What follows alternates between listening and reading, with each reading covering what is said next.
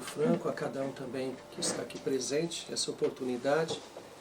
E vou falar basicamente desse livro aqui que eu publiquei, Aquele Abraço, que não é por acaso que é o Cristo Redentor que está na capa, porque na verdade trata-se de mostrar como o Cristo Redentor se tornou hoje o maior ícone representativo do Brasil no mundo.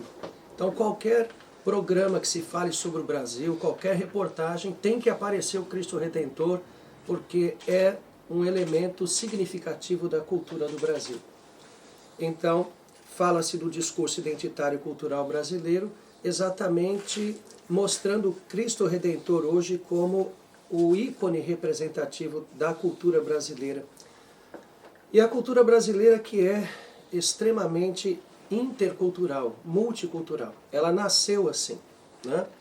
Desde os povos indígenas que habitavam o Brasil, várias etnias, várias culturas, embora nós tenhamos elementos comuns em todas elas, por exemplo, Pierre Clastres, um antropólogo falecido precocemente, ele chegou a falar das culturas ameríndias da América do Sul, não das altas, mas das baixas,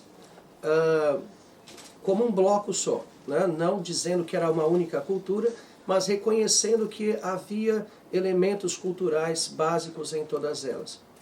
Mas, de qualquer forma, nós temos uma pluralidade cultural e que, antes mesmo dos portugueses chegarem, pela mobilidade, especialmente dos tupis-guaranis, pela procura da terra sem males, pelo profetismo que havia, eles entraram em contato, descendo do norte até o centro do que hoje é o Brasil, indo até mais o extremo sul, nas 7 missões que temos lá, entre Argentina, Uruguai e Brasil, indo para o centro-oeste, indo para o leste, para o oeste, eles se tornaram praticamente onipresentes no território que é hoje conhecido como Brasil. E com isso eles entraram em contato também com todas as etnias, praticamente todas as etnias que haviam ali, ameríndias. E nisso já houve então as trocas culturais, houve toda essa multiculturalidade já num Brasil ainda anterior à descoberta. E nesse aspecto, por exemplo, quando os portugueses chegam, eles já encontram um Brasil descoberto, porque a toponímia do Brasil já estava praticamente estabelecida. Os portugueses chegavam em determinado lugar e já haviam um nome para aquele lugar. Né? Exatamente porque houve todo esse trânsito indígena, já havia essa colonização, vamos dizer assim, também indígena ali. Quando os portugueses chegam e depois trazem as várias culturas africanas, né? A Chimamanda Ngozi Adichie escreveu Meio Sol Amarelo, talvez a sua maior obra mais conhecida, uma nigeriana. Ela reclama, por exemplo, da referência a ela e aos demais como simples africanos, como se a África fosse um país, né? E isso exemplifica, portanto, a multiculturalidade que também desembarcou no Brasil quando os escravos negros foram trazidos. Porque não era uma etnia, né? Eu estive em Guiné-Bissau, vou lá 2 vezes por ano, cheguei há 20 dias por aí, e só em Guiné-Bissau há cerca de 25 etnias. Né? Então há muitas culturas e tudo isso foi desembarcado lá no Brasil através dos escravos. Né? Quando os portugueses chegam, nós também temos uma cultura híbrida. Né? Vocês, os portugueses aqui, conhecem muito melhor do que eu a história de Portugal, sabem como houve aqui o período romano, o período germânico, o período islâmico, os judeus. Né? Então, a própria cultura portuguesa, ela já é uma cultura também fruto de um certo hibridismo. Já é multicultural também. Então, o Brasil ele tem como uma característica fundante da sua cultura uma extrema multiculturalidade. E isso é um aspecto interessante porque mostra essa abertura cultural que tem o Brasil. É interessante que todos os povos, podem ser do Oriente, pode ser do Ocidente, podem ser povos africanos, de qualquer lugar do mundo, chegando no Brasil, eles se estabelecem. É como se a cultura brasileira os recebesse. Não estou dizendo que é isenta de qualquer tipo de racismo ou de preconceito, mas ela tende a receber a aceitar as outras culturas exatamente por causa de sua fundação, que é assim, multi e intercultural, né? Quando os portugueses chegam, então, é importante salientar que o que chega no Brasil é, falando-se de uma forma bastante genérica, o catolicismo, né? Aqui mesmo em Portugal há uma frase em Hidro, alguma coisa assim, para representar a cultura brasileira basta uma cruz, não é isso? Tem em algum lugar aí, tem aqui no livro citado que a cruz, ela significa, ela implica a cultura portuguesa por ser eminentemente católica. O professor Moisés de Lemos Martins, que participou da minha banca de doutoramento no Mackenzie, ele, em um dos seus livros, um dos capítulos que ele tem é intitulado exatamente mostrando que a cultura portuguesa ela é eminentemente a cultura católica. Hoje, Portugal, sem dúvida, também já tem uma cultura secularizada, né? Ainda com bastante elementos da cultura católica, mas houve já um processo de secularização. No Brasil, quando os portugueses chegaram, sem dúvida alguma, eles chegaram com uma sociedade, com princípios, com aspectos, com a própria teologia católica. A primeira coisa que foi feita no Brasil foi uma missa em latim na praia, né? Então, isso implica, isso mostra o cerne, vamos dizer assim, dos conceitos que há ainda hoje no Brasil, né? Hoje no Brasil, por exemplo, meus pais moram numa cidade chamada Santos. Eu moro numa cidade chamada São Paulo, que tem do lado Santo André, São Caetano, né? Time de futebol, São Paulo, Santos, né? Você tem até mesmo a própria religiosidade secularizada no futebol, no nome das cidades e tudo mais. E boa parte das cidades, se não são nomes de santos, são nomes indígenas. Ubatuba, Caraguatatuba, bairros de São Paulo, né? Lugares, Anhangabaú.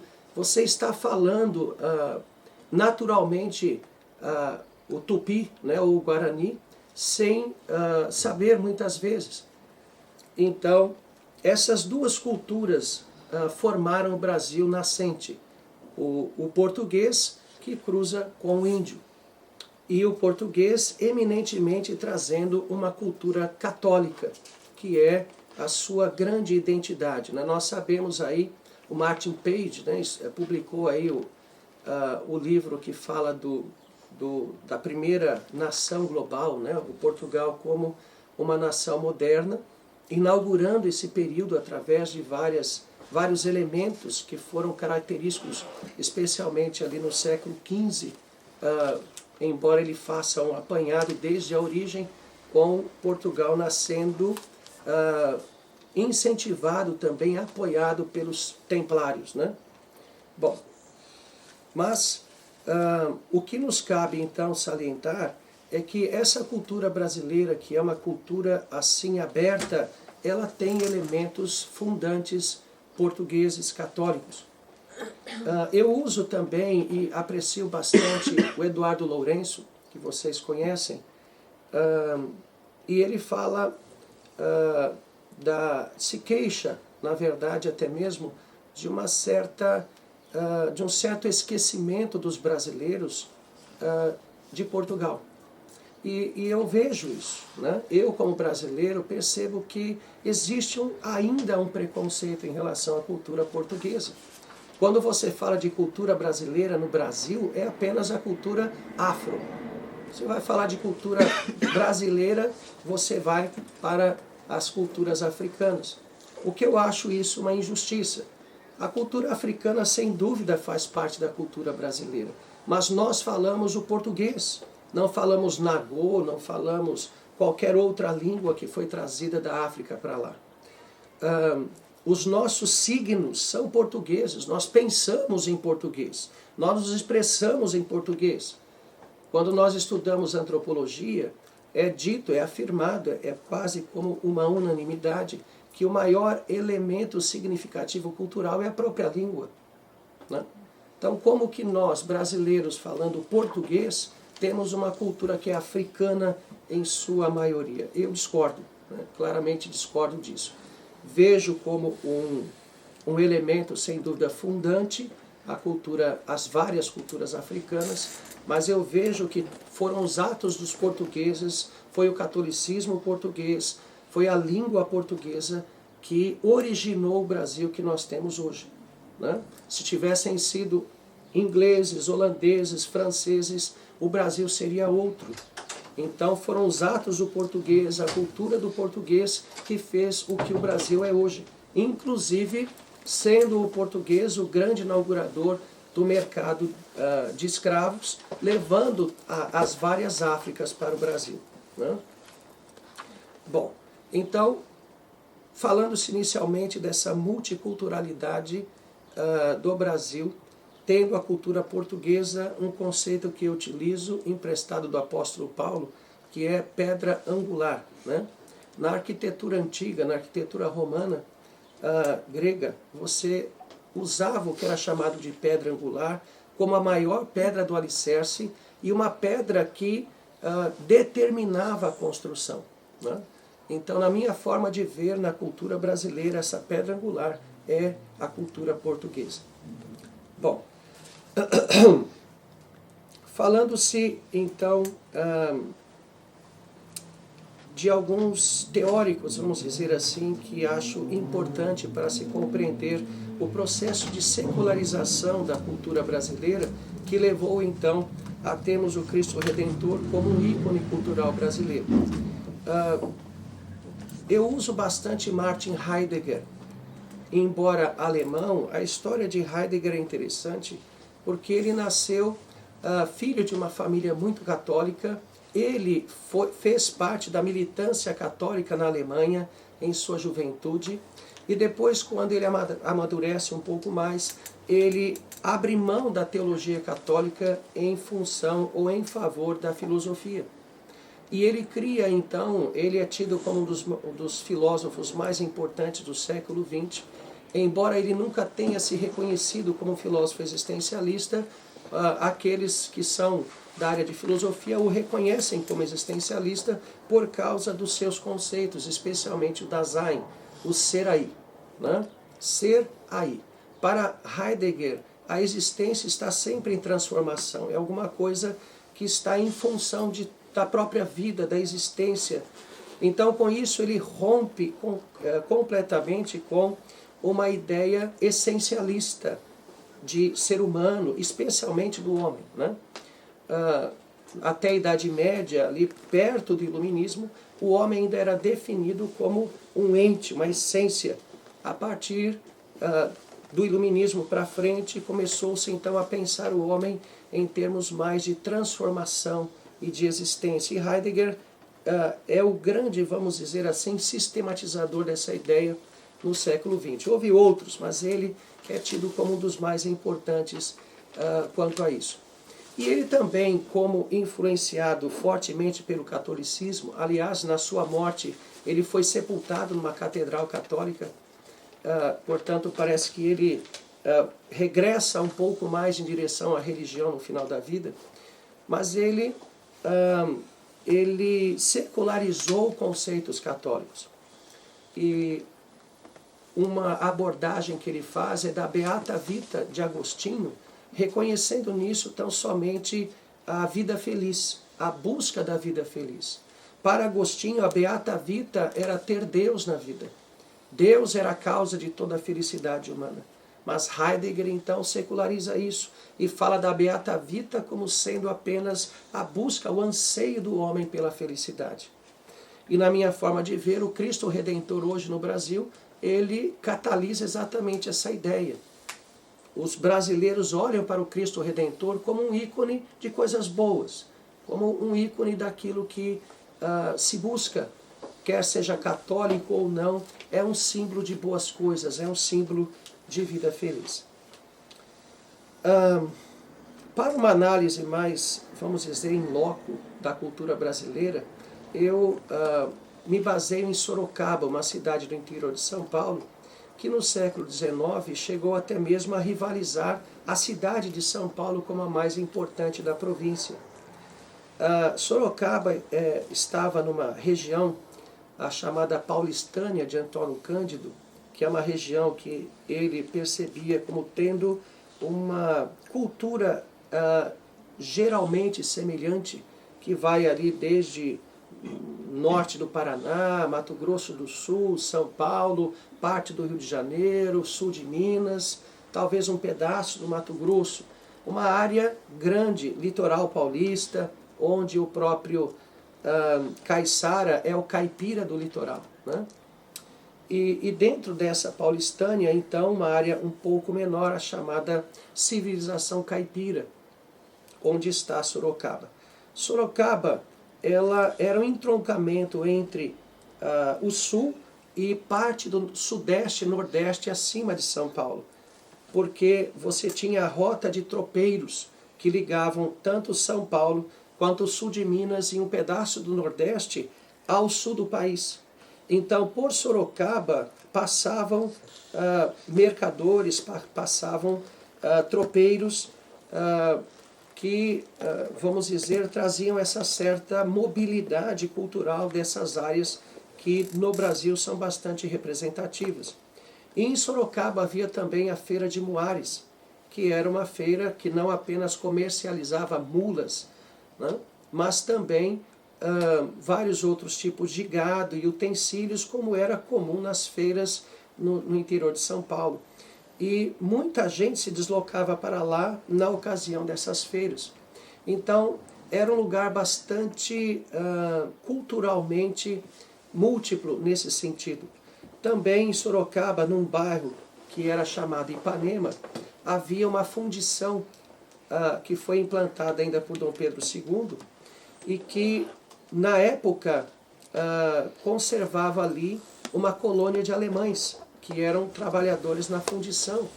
Nessa cidade de Sorocaba, residiu ali por um tempo pouco, cerca de um ano, e depois ele voltou, o chamado monge João Maria de Agostini, que foi o primeiro monge da chamada Guerra do Contestado. Ali também o primeiro pastor evangélico brasileiro saiu dali. Ele foi ali um pároco na sua caminhada católica para se tornar padre e depois passar para o protestantismo. E as datas colocam tanto esse José Manuel da Conceição quanto João Maria de Agostini nos mesmos locais ali. É muito difícil eles não terem se encontrado. Você tinha ali também portugueses, você tinha índios em Sorocaba, você tinha alguns negros escravos trazidos da África. Era um lugar, portanto, extremamente multi e intercultural. Você tinha ali a centralidade do discurso religioso, que é básico para o Brasil nessa época do século XIX. E eu pego Sorocaba, então, no século XIX, como exemplo de uma cultura brasileira já formada. Não como é hoje exatamente, mas ela já com seus principais pilares ali firmados e possível, portanto, de uma análise como foi feito. Então você tem nessa cultura embrionária brasileira ainda alguns elementos típicos de medievalismos. Quando eu falo medieval, não entendam isso de uma forma pejorativa, né? Mas é porque o pensamento medieval era fortemente teísta, tinha os seus medos, né? O Delumeau tem aí vastas obras a respeito dos medos que se tinha na Idade Média, as superstições, etc. e tal. Era extremamente pegada à ideia da monarquia. Para se ter uma ideia, na Guerra do Contestado, de 1912 a 1916, comemoramos lá no Brasil o centenário agora, até o ano passado da guerra, eles fundaram uma sociedade messiânica, mas pensando num rei. A proclamação da República no Brasil foi um evento citadino, porque a população fora dos grandes centros nem sabia o que era a República e passou um bom tempo ainda pensando num rei e na ideia de um rei, e não de república, porque nem conheciam isso. Então, essas ideias, né, estavam presentes na cultura brasileira nascente. E elas, de certa forma, ainda estão, né? Não sei se é unanimidade, mas no Brasil, Pelé é chamado de rei do futebol, né? Você tem Roberto Carlos lá no Brasil, é chamado também de simplesmente o rei. Então essas ideias ainda estão presentes, embora secularizadas, né? O processo de secularização, então, que leva ao Cristo Redentor é muito interessante. Antônio Cândido, por exemplo, falava que São Paulo, se referindo à civilização caipira, era o maior assassino, não é essa ideia, não é essa palavra exatamente que ele usa, mas o maior assassino de caipiras, no sentido de que o caipira saía com seus conceitos, né, marcados assim, uma religiosidade firme, teocêntrica, as questões religiosas envolvendo também suas superstições, essas coisas que já falamos, e chegava em São Paulo, numa sociedade já bastante secularizada, e passava por um processo forte de aculturação. A periferia de São Paulo foi formada por caipiras, né? E aqui nesse livro eu tenho algumas entrevistas com pessoas que fizeram esse percurso. Vieram do interior de São Paulo para se estabelecer na São Paulo, estado, né, província, para se estabelecer na periferia da cidade de São Paulo. E assim eles iam se secularizando. Nós tivemos no Brasil um forte êxodo rural, que provocou a secularização, grande parte da secularização da cultura brasileira. Quando falamos que a cultura brasileira é secularizada, obviamente estamos falando num aspecto bastante amplo, porque se você for nos sertões, você vai encontrar ainda exatamente esse ambiente de uma religiosidade forte, dos seus medos, né, ideias assim, como já falei. Mas falando-se da cultura que se vê, da cultura que é apresentada e conhecida no mundo, hoje a cultura brasileira é uma cultura católica secularizada, onde o Cristo é assim mostrado como um ícone, é um personagem, portanto, estritamente católico, um ídolo, mas que não tem esse significado mais para a cultura, para o próprio brasileiro, a não ser para uma população católica praticante. Bom, por que o Cristo Redentor se seculariza? Eu tenho mais o quê? Mais uns 5 minutos, tá bom.